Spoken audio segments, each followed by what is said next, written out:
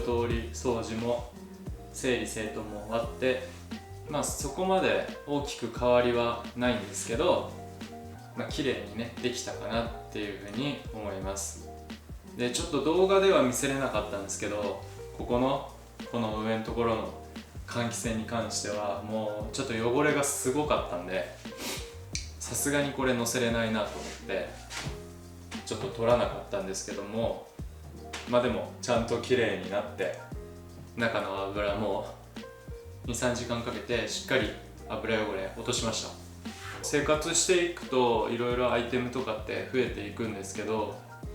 僕すごいキッチンで大事にしてることがあって、生活感っていうのを出すようにしていて、僕自身もそうですし、一緒に住んでる彼女も料理めちゃめちゃ好きなんで、やっぱそこの利便性だったり毎日使う場所なんで、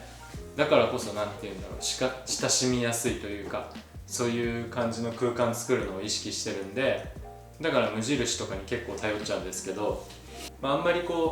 見ていて参考になるようなところも少ないかなっていうふうには思うんですけど、もしこの動画見て参考になったなって思ってくれる人がいてくれたら、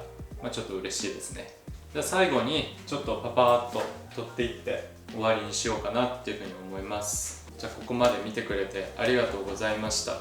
とはいいねとかチャンネル登録とかしてくれたら嬉しいです。よろしくお願いします。また次の動画でお会いしましょう。なおでした。